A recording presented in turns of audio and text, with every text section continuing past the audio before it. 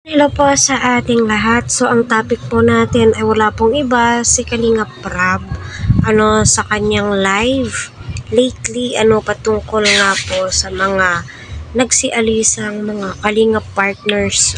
So, alam naman po natin, si Kuya Val, Kalinga Prab, hindi po sila yung tipo ng tao na pinapaalis po nila yung mga kapartners po nila, no? May mga iba po talaga na umuwi sa kanila at doon na din po nag-vlog para sa ganun makapag-focus po sila. Kasi nga nasa charity po sila, 'di ba? At alam naman po natin may guidance po 'yan. So yun na nga po, no.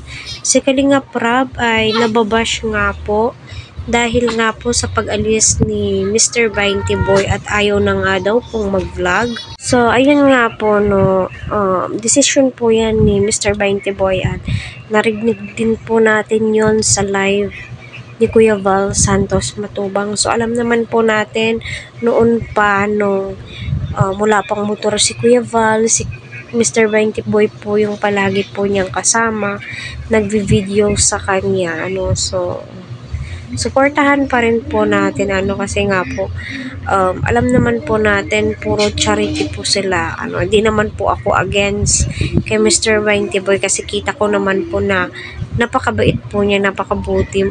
May mga nagko-comments lang po talaga na napapasama si Kalinga Prab, which is alam naman po nating lahat na ginagawa po lahat nila Kalinga Prab para makatulong sa kanilang dating beneficiary. Kaya nga po may na-assign siya kasi alam nyo naman na nag-scout din po sila kagaya ni Carla, 'di ba? Na-scout po yan ni Kalinga Prab.